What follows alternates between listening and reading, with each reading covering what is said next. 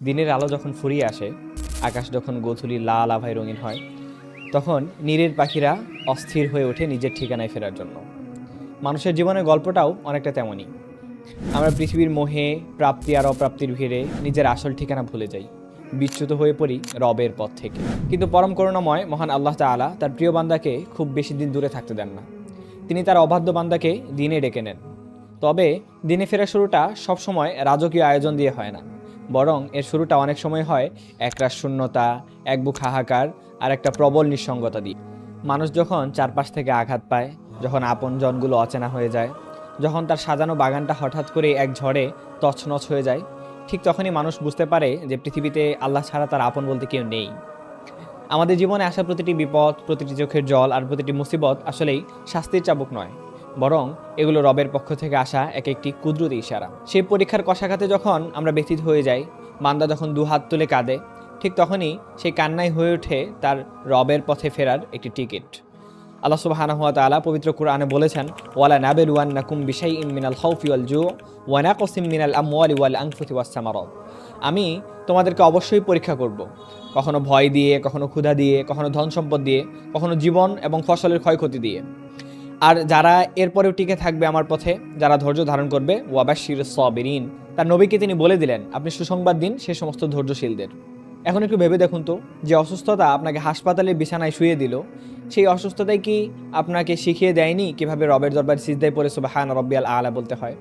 যে অভাব আপনাকে মানুষের দুয়ারে ছোট করেছে, সেই অভাবে কি আপনাকে শেখায়নি যে রাজ্জাক একমাত্র আল্লাহ সুবহানাহু ওয়া তাআলা এবং হাত একমাত্র তার কাছেই পাততে হয়?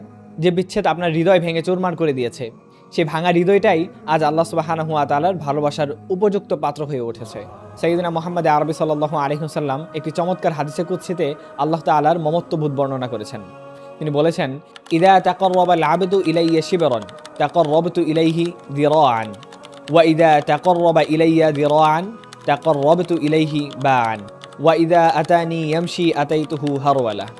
অর্থাৎ বান্দা যখন আমার দিকে এক বিঘত এগিয়ে আসে, আমি তার দিকে এক হাত এগিয়ে যাই। সে যখন আমার দিকে এক হাত এগিয়ে আসে, আমি তার দিকে দু হাত এগিয়ে যাই। আর যখন সে আমার দিকে হেঁটে হেঁটে আসে, আমি আল্লাহ তার দিকে দৌড়ে যাই। হয়তো আপনি আজ ভীষণ বিষণ্ণ, মনে হচ্ছে চারিদিকে অন্ধকার আপনাকে গিলে গিলে খাচ্ছে, কুড়ে কুড়ে আপনার জীবনকে নষ্ট করে দিচ্ছে। কিন্তু বিশ্বাস করুন প্রিয় ভাই, এই অন্ধকারই ভোরের আগাম বার্তা।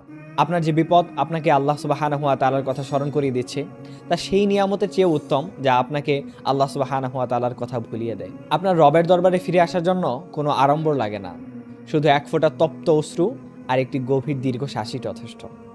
সেই নির্জন রাতে যখন দুনিয়ার সবাই ঘুমে আচ্ছন্ন, আপনি তখন জায়নামাজে দাঁড়িয়ে ফিসফিস করে বলবেন, ইয়া রব, আমি অনেক পাপ করে ফেলেছি, আমি অনেক দূরে সরে গিয়েছিলাম আপনার থেকে, আমাকে কি আপনি একটু জায়গা করে দিবেন? ঠিক সেই মুহূর্তেই আপনার দিনে ফেরার একটা বিপ্লব ঘটে যাবে। আপনার জীবনের প্রতিটি মুসিবত তখন রহমত হয়ে যাবে।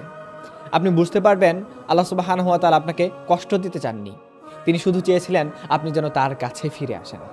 দিনে ফেরার শুরুটা খুব যন্ত্রণাদায়ক হতে পারে, কিন্তু এর শেষটা হয় জান্নাতের সেই অনাবিল প্রশান্তিতে। আপনার বিপদগুলো আসলে রবের পক্ষ থেকে পাঠানো প্রেমের চিঠি, যাতে লেখা আছে ফাফিরু ইলাল্লাহ, অতঃপর তোমার রবের দিকে ফিরে এসো। তাই জীবনে কোনো মোড়েই হতাশ হবেন না, আপনার ক্ষতগুলোকেই আল্লাহর দিকে যাওয়ার পথ বানিয়ে নিন। মনে রাখবেন প্রিয় ভাই, আল্লাহ যাকে ভালোবাসেন তিনি তাকে নিজের পথে ফিরিয়ে আনার জন্য বিশেষ আয়োজন করেন।